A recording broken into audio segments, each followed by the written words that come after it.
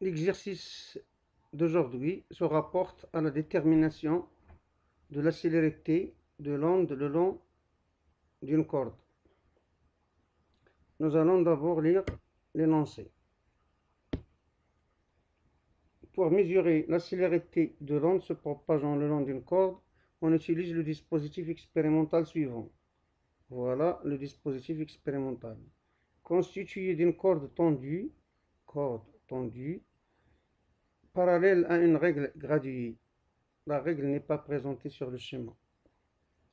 Deux cellules photoélectriques placées au point M1 et M2 et reliées au chronomètre permettent de mesurer le retard horaire de M2 par rapport à M1. Voilà M1, voilà M2. C'est un capteur ou cellule photoélectrique reliée au chronomètre. Il déclenche le départ. La C2, une fois librement atteint cette cellule, le chronomètre s'arrête et il affiche la valeur du retard horaire entre M1 et M2. Donc, on a dit que ces deux cellules photoélectriques placées au point M1 et M2 sont reliées au chronomètre permettant de mesurer le retard horaire de M2 par rapport à M1. Pour une tension de la corde est égale à 5 newtons, on peut régler cette valeur grâce au surpoids suspendu à la corde. Et une distance M1-M2 est égale à 80 cm, on crée une perturbation à l'extrémité de S de la corde. On obtient le retard horaire de M2 par rapport à M1. Taux égale 137 millisecondes. C'est un résultat expérimental. Première question, déterminer la célérité de la corde. Deuxièmement, l'ébranlement atteint le point M1 à une date T1 égale 200 millisecondes et un point M3 à la date T3 égale 400 millisecondes.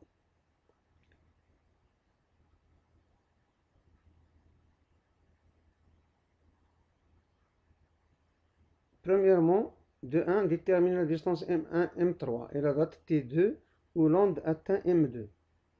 De 2, déterminer la date TS où la perturbation a débuté en S. On donne SM1 égale 50 cm. De 3, en utilisant l'équation aux dimensions, vérifier que l'unité de la célérité de l'onde le long de la corde est le mètre par seconde. De 4, la pesée de la masse M de la corde donne la valeur 432 grammes et a pour longueur L égale 2,5 mètres. Premier point, ces valeurs confirment-elles la valeur de la célérité de l'onde, c'est-à-dire calculée à la question numéro 1. Avant de répondre à la question, voilà déjà le montage qu'on peut réaliser au laboratoire. Les deux cellules, C1, C2, chronomètre et la corde. Donc je vous demande de scanner, c'est-à-dire faire une capture d'écran pour avoir toujours les questions devant vous lorsqu'on répond à chaque question. Solution. La première question c'était célérité V de l'onde. On a la définition de la vitesse d'une manière générale.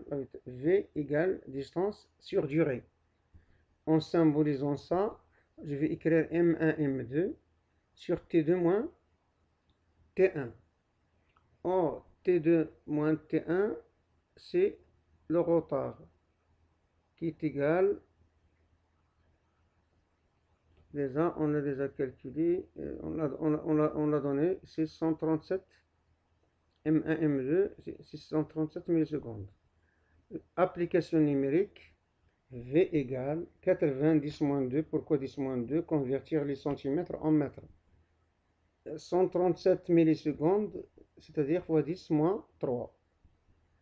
Donc les calculatrices donnent cette valeur avec plusieurs chiffres après la virgule. On a intérêt à écrire uniquement deux chiffres après la virgule. On ne va pas écrire 5,83 puisqu'il y a ici un 9 et 9 c'est supérieur ou égal à 5. Donc on va écrire 5,84. 5,84 mètres par seconde. C'est plus proche. Et on encadre le résultat. Et la deuxième question. De 1, la distance M1, M3. On va partir toujours de la même formule. écrire que V égale, cette fois-ci M1, M3 sur T3 moins T1. On veut M1, M3. M1, M3 s'écrit V facteur de T3 moins T1. Application numérique. M1, M3 est égal à 5,84 qui est la valeur de la vitesse. Voilà. Fois T3, 400 millisecondes, moins 200, mais en millisecondes, ici on va multiplier par 10 moins 3. Après calcul, on trouve M1, M3 égale 1,17 mètres. 1,17 mètres veut dire 117 cm. On passe à la question suivante. La date T2 où l'onde atteint le point M2. De la même façon, on va écrire V égale M1, M2 sur T2 moins T1. C'est égal là aussi à M2, M3 sur T3 moins T2. L'inconnu ici, c'est T2. Donc, T2 moins T1 est égal à M1, M2 sur V. T2, c'est quoi? M1, M2 sur V plus T1. Application numérique. T2 égale 90 moins 2, c'est la distance M1, M2, sur la vitesse 5,84, plus 0,2 devient 0,2, c'est 200 millisecondes, s'écrit 0,2 secondes. T2 égale 337 secondes, ou encore T2 égale 337 millisecondes. La date TS, attention, dans les exercices on prend TS égale 0. Ce n'est pas toujours vrai. Ça dépend, là on prend l'origine des temps, on déclenche le chronomètre. On va voir que TS se calcule de la même façon, toujours la même formule, mais cette fois-ci on va écrire V est égal à SM1 sur T1 moins TS. Avec T1 moins TS, donc T1 moins TS s'écrit SM1 sur V. TS est égal à T1 moins SM1 sur V. Application numérique, TS, T1 c'est 0,2 en secondes, moins 0,5 la distance SM1 sur V, la valeur de la vitesse 5,84. Ça donne TS égale 0,11 secondes. TS, attention ici, vous allez corriger, c'est TS et non pas T1. TS. Voilà. Question suivante. Équation en dimension. Attention, équation en dimension veut dire que on va trouver l'unité de la vitesse dans le système international dit unité MKSA. M veut dire mètre, K kilogramme, S seconde et A ampère. On rappelle la formule V égale racine de T sur mu.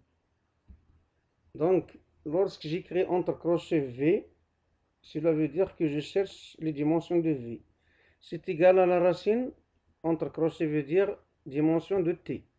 Puis entre crochets ici veut dire dimension de mu. Voilà. Donc, on a mu, les dimensions de mu, d'après la définition, c'est en kilogrammes par mètre.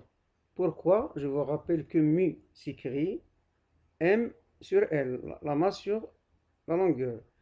La masse c'est en kilogrammes et la longueur c'est en mètres. C'est pourquoi mu s'écrit en kilogrammes par mètre. Kilogramme ça figure ici, K, M dans le système MKSA. Et la valeur de T, vous savez que la tension c'est l'intensité d'une force en newton. Mais le problème c'est que le newton il ne figure pas dans les 4 unités MKSA. C'est-à-dire on va convertir le newton en unité MKSA. Comment? On donne d'abord le résultat. On a un newton est égal à 1 kg mètre par seconde carré. D'où vient ça? Je vais l'expliquer d'après un exemple. Vous savez que le poids d'un corps est égal à m fois g. Le poids, c'est une force, unité newton. M, la masse en kilogrammes, G, vous allez me dire que c'est le newton par kilogramme, c'est juste. Mais aussi, vous avez vu l'an dernier, premier bac, que G s'écrit en mètres par seconde carré. Vous avez le droit d'écrire G, l'accélération de pesanteur, est égal à 9,8 newton par kilogramme, c'est égal aussi à 9,8 mètres par seconde carré. Donc, on va adopter les mètres par seconde carré puisqu'il figure dans l'unité MKSA. C'est-à-dire que un newton ici vaut 1 kg fois 1 mètre par seconde carré. Il suffit alors de remplacer ces unités dans la formule. Dimension de V en unité de V, ça serait la racine de dimension de T sur les dimensions de U, l'unité de U, mu, pardon. Donc, on va écrire, vous savez que on a vu qu'un newton, c'est 1 kg mètre seconde moins 2, par S2 veut dire seconde moins 2. Sur l'unité de mi, c'est le kilogramme mètre moins 1. On va simplifier par le kilogramme. Il reste ici mètre sur mètre moins 1. Le mètre moins 1 au dénominateur, si on le fait remonter au numérateur, ça va nous donner mètre carré. C'est-à-dire que l'unité de V, ça serait la racine des mètres carrés fois seconde moins 2. La racine des mètres carrés, c'est mètre. La racine carrée de seconde moins 2, c'est seconde moins 1. Ça donne donc 1 mètre seconde moins 1 ou encore mètre par seconde. Donc V en mètre par seconde. C'est le résultat recherché. On passe à la suite. Vérification. C'est-à-dire, on va voir est-ce que la pesée de la masse, ou bien la masse de la corde et sa longueur confirme le résultat, c'est-à-dire en cohérence avec la question numéro 1. On a trouvé dans la question 1 V égale 5,424 mètres par seconde. Et on rappelle la formule qui donne V égale racine de T sur mu. V égale racine de T sur mu. Avec T égale 5 newtons. Et mu, on va la calculer. La masse linéique M sur L. La masse ici, j'ai écrit 0,432 parce que 432 grammes converti en kilogrammes, ça donne 0,432 sur 2,5 la longueur de la corde, qui est égale à 0,173 kg par mètre. Donc, comment on va calculer V? Revenir à la formule. V égale racine de T sur mu. T c'est 5 newtons, mu c'est 0,173. Ça donne 5 0 sur 0,173. Application numérique, V est à peu près égal à 5,4 mètres par seconde. Cette valeur-là doit être comparée à cette valeur, V égale 5,84 mètres par seconde. Il y a une faible différence, cela est dit en physique toujours aux incertitudes, dues au calcul et aux mesures. Donc, on peut dire que cette valeur-là est presque égale à la valeur donnée à la question 1.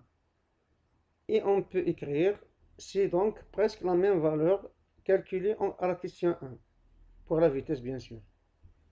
Et finalement, les mesures de la masse M et la longueur L confirment la valeur de la célérité V. C'est-à-dire qu'il y a une cohérence. Et c'est la fin de cet exercice. À la prochaine fois.